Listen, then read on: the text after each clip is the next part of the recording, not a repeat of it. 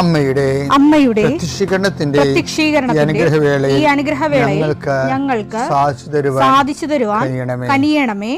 ആമേൻ. വിശ്വാസ പ്രമാണം.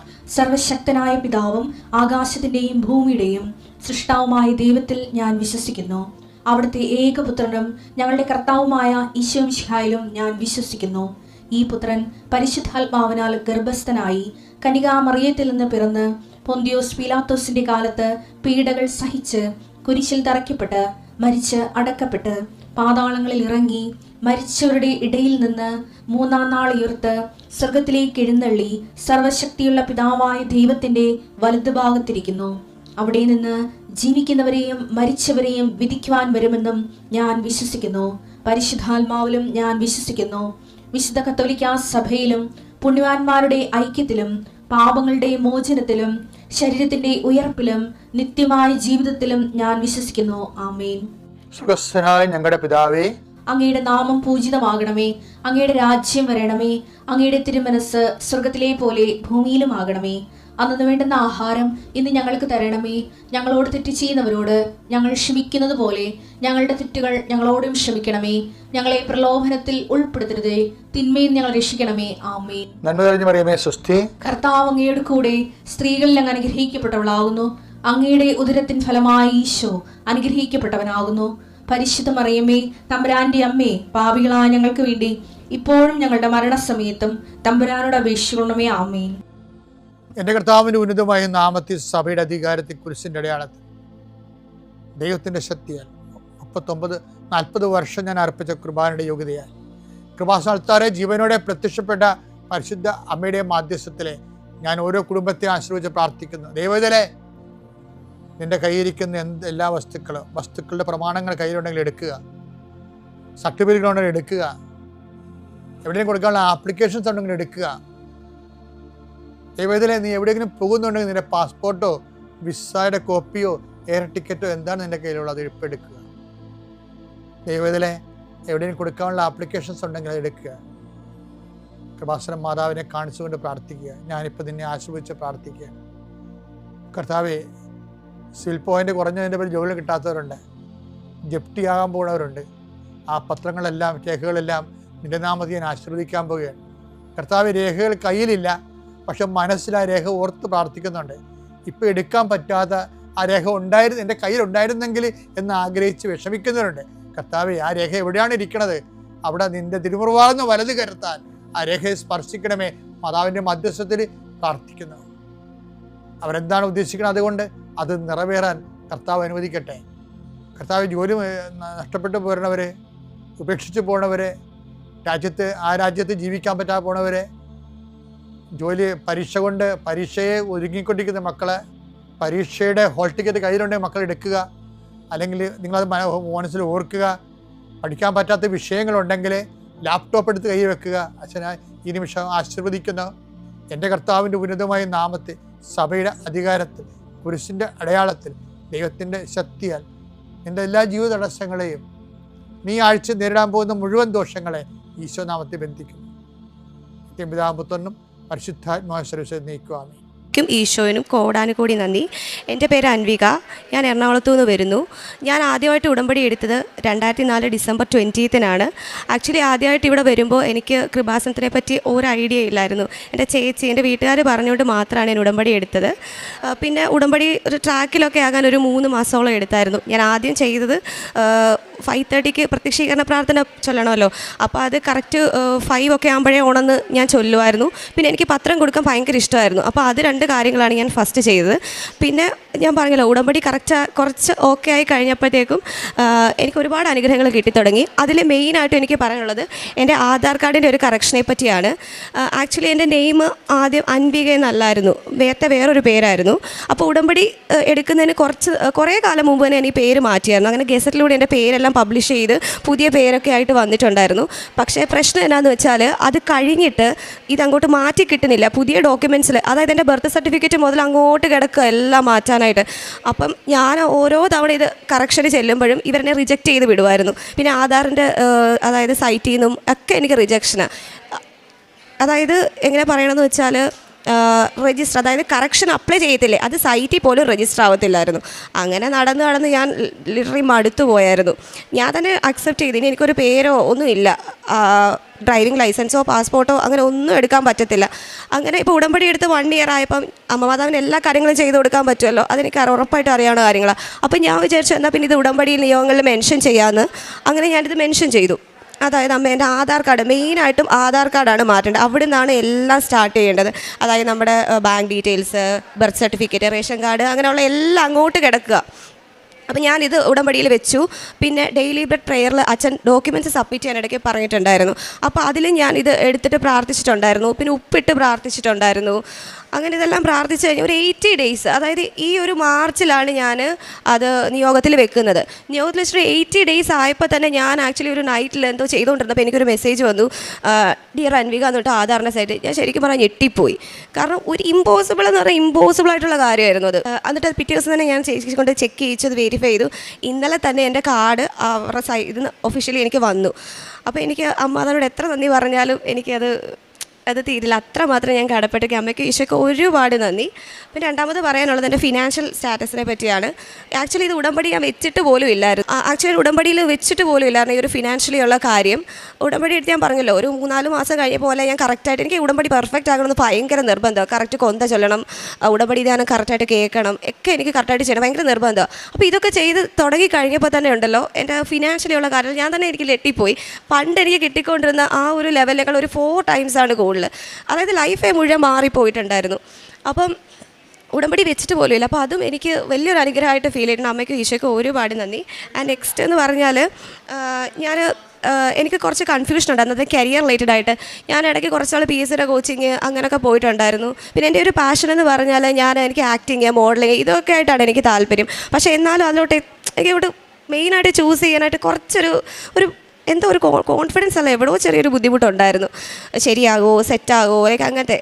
അപ്പോൾ എന്താണെന്ന് വെച്ചാൽ ഞാൻ കൊച്ചിയിലോട്ട് ഷിഫ്റ്റ് ചെയ്ത്. അതിന് അമ്മ മാത്രമാണ് അതിൻ്റെ ഒരു റീസൺ എന്ന് പറഞ്ഞാൽ. കറക്റ്റ് കരിയർ ചൂസ് ചെയ്ത് അപ്പോൾ കൊച്ചിയിലോട്ട് ഷിഫ്റ്റ് ചെയ്തു. ഞാൻ എൻ്റെ കാര്യങ്ങളൊക്കെ ഇപ്പോൾ കറക്റ്റായിട്ട് സ്റ്റാർട്ട് ചെയ്തിട്ടുണ്ട്. അങ്ങനെ ഒരുപാടൊന്നും ആയിട്ടില്ല എങ്കിൽ കൂടിയും. കഴിഞ്ഞ ദിവസം ഒരു ഷൂട്ട് ഉണ്ടായിരുന്നു, അത് കറക്റ്റായിട്ട് ചെയ്തു.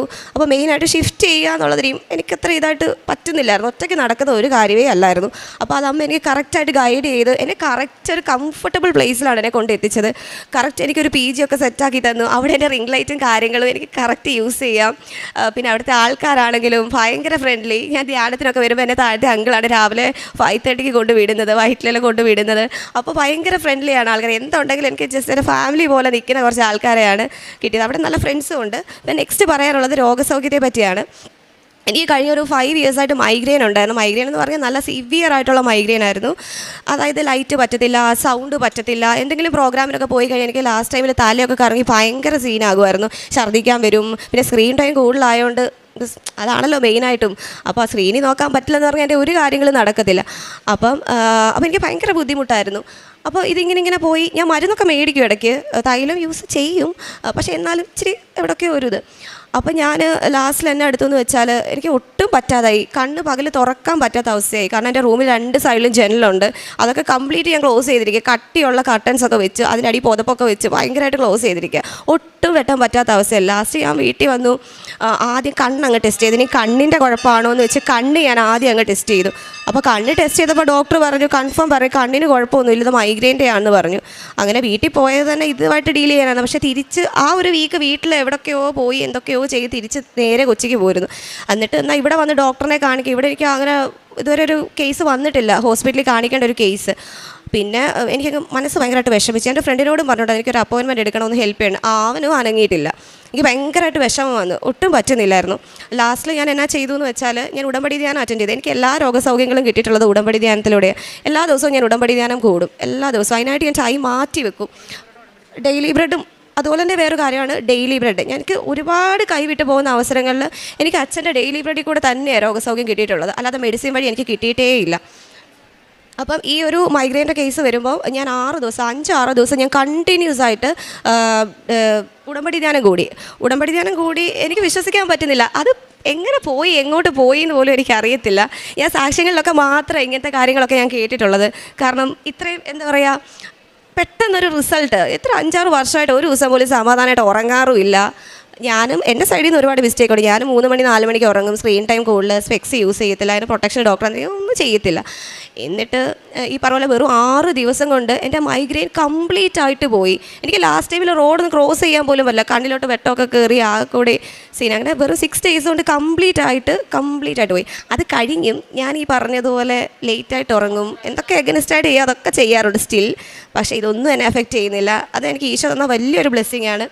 ഈശോയ്ക്ക് ഒരുപാട് നന്ദി. പഴയ ഉടമ്പടി ധ്യാനങ്ങൾ എന്നും കൂടും. കാരണം അതാത് ദിവസത്തെ കറക്റ്റ് 11:30 തന്നെ ഞാൻ അറ്റൻഡ് ചെയ്യും. പിന്നെ ബാക്കിയുള്ളതെന്ന് പറഞ്ഞു കഴിഞ്ഞാൽ എല്ലാ ദിവസവും കൂടും. അതായത് ഞാനൊരു എന്താ പറയുക, എണ്ണീച്ച് രാവിലെ എൻ്റെ കുറച്ച് കാര്യങ്ങളൊക്കെ ചെയ്യണം. അതൊക്കെ കഴിഞ്ഞിട്ട് നേരെ ഉടമ്പടി ധ്യാനമാണ് ഞാൻ കൂടുന്നത്. അത് അറ്റൻഡ് ചെയ്ത് കഴിഞ്ഞിട്ടായിരിക്കും എൻ്റെ ബാക്കി കാര്യങ്ങളൊക്കെ ഞാൻ ചെയ്യുന്നത്.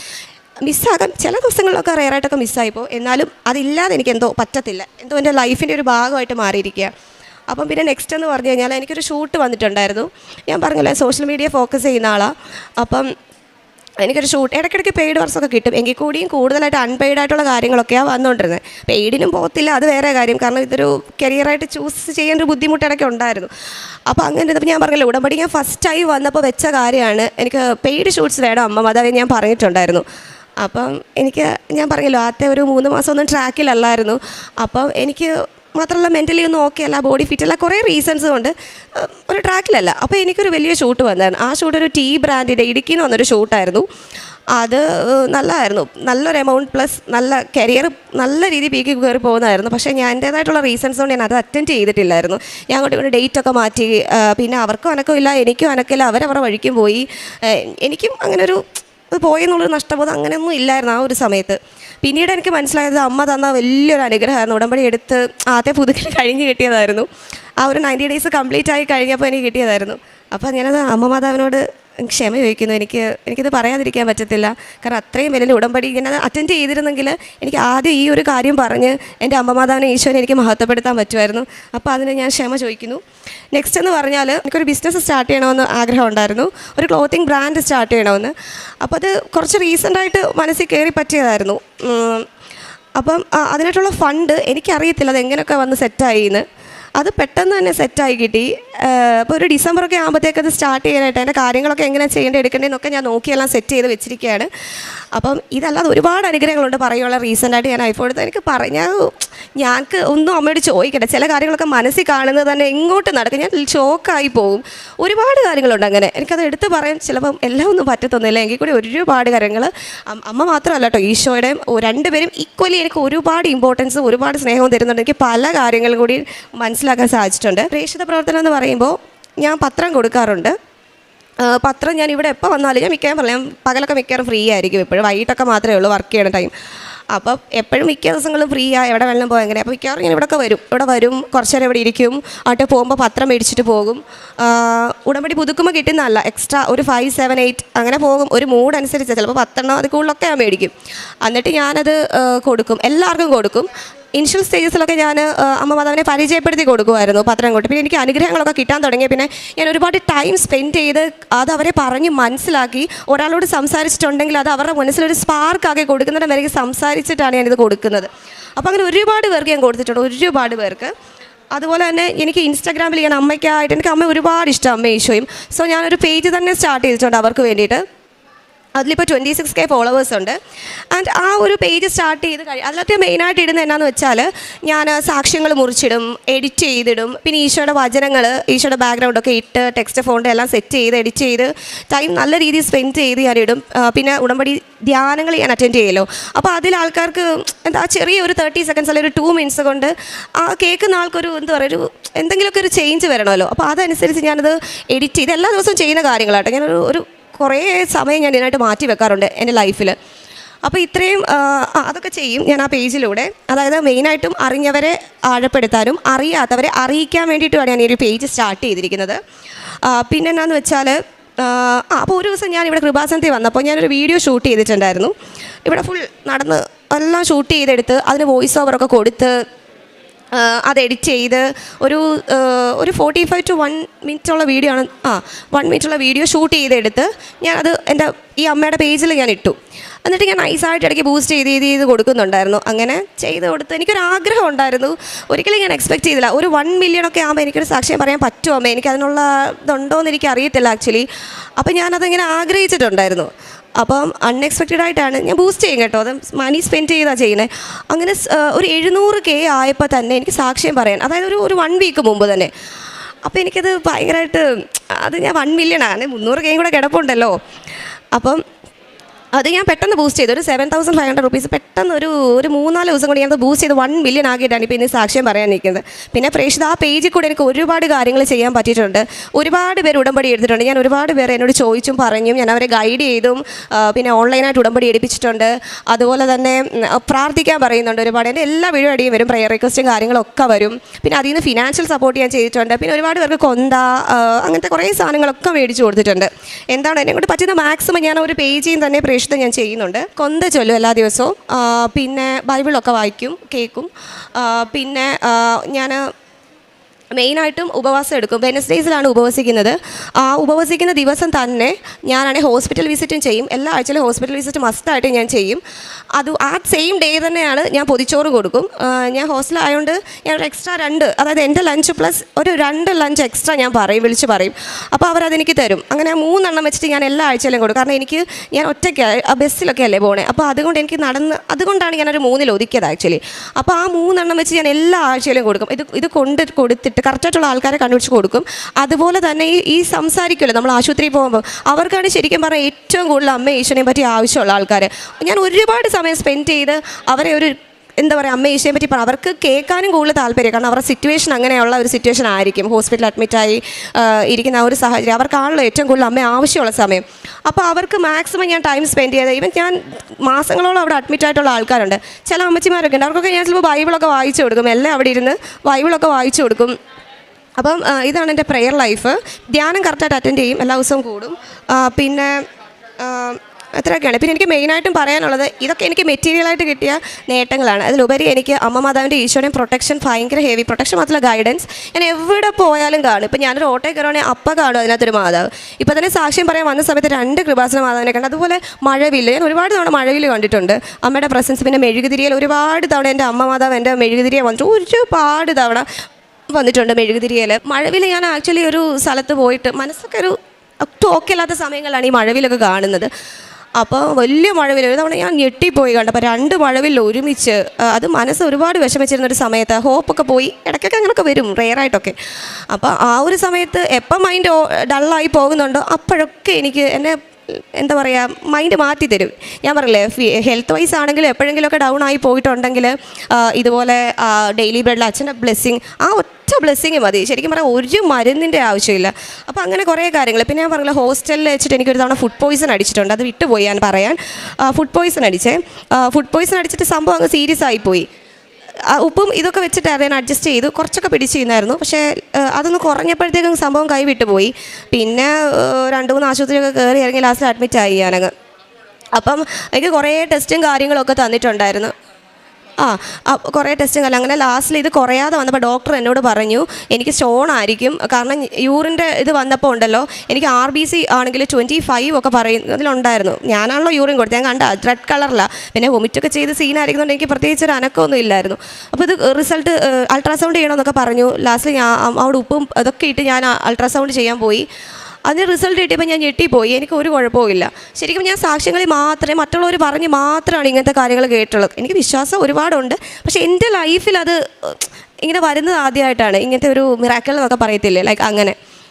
അപ്പോൾ ഇതെല്ലാം എനിക്ക് അമ്മ മാതാവിൻ്റെ ഈശോയുടെയും കൃപ കൊണ്ട് മാത്രം കിട്ടിയിട്ടുള്ള കാര്യങ്ങളാണ്.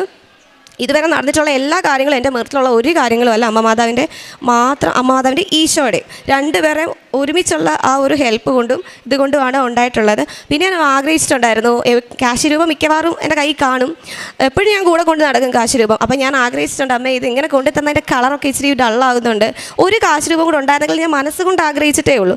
അങ്ങനെ ഇരുന്നപ്പോൾ എൻ്റെ ഹോസ്റ്റലിലുള്ള ഞാൻ 1-2 പേരോട് ചോദിച്ചിട്ടുണ്ട് കേട്ടോ. ഉടമ്പടി ഉഴപ്പിയ 2-3 ടീംസ് ഉണ്ട്. എത്ര പറഞ്ഞാലും കേൾക്കത്തില്ല. അവർക്ക് വേണ്ട ആ ഒരു ഇതുള്ള 2-3 പേരോട് ഞാൻ ചോദിച്ചിട്ടുണ്ട്. കാരണം പുതിയത് വന്ന് എടുക്കാം, ഞാൻ കൊണ്ടുവന്ന് എടുപ്പിച്ചോളാം, കുഴപ്പമൊന്നുമില്ല. പക്ഷേ പഴയ കാശ് രൂപ ഇങ്ങനെ തരാമെന്ന് ചോദിച്ചിട്ടുണ്ട്. പക്ഷേ സംഭവമൊക്കെ അവരുടെ നിന്ന് പോയി. അപ്പോൾ എനിക്ക് ഭയങ്കര വിഷമം വന്നു. ഞാൻ പിന്നെ ആ ടോപ്പിക്കേ വിട്ടിട്ടുണ്ടായിരുന്നു. കിട്ടി, എനിക്കങ്ങനെ കാശ് രൂപം കിട്ടി. അപ്പോൾ ഇത്രയും അനുഗ്രഹങ്ങൾ തന്ന അമ്മ മാതാവിനും ഈശോയ്ക്കും കോടാനുകോടി നന്ദി. പിന്നെ ലാസ്റ്റ് ടൈം ഞാൻ ഇവിടെ ഉടമ്പടി പുതുക്കാൻ ഒരു 20 days മുമ്പായിരുന്നു വന്നത്. അപ്പോൾ ഞാൻ ഉടമ്പടി എടുത്തിട്ടൊരു 1.5 year എനിക്ക് അമ്മയെ കിട്ടിയായിരുന്നു. അപ്പോൾ എനിക്ക് ഒരുപാട് സന്തോഷമായിരുന്നു. അത് മാത്രമേ ഉള്ളായിരുന്നു, എനിക്കൊരു മിസ്സിംഗ് ആയിട്ട് ഉണ്ടായിരുന്നു. അപ്പോൾ ഞാൻ അമ്മയ്ക്ക് കുറേ ഉമ്മയൊക്കെ കൊടുത്തു. അമ്മയ്ക്ക് ഈശോയ്ക്ക് കോടാനുകോടി നന്ദി. എന്നെ ഈ ഒരു പ്രത്യക്ഷീകരണത്തിന് സാക്ഷിയായി ഇങ്ങനെ ഒരു സാക്ഷിയൊക്കെ പറയാനെന്ന് വെച്ചാൽ താങ്ക്. കർത്താവായ ദൈവമാണ് എൻ്റെ ബലം.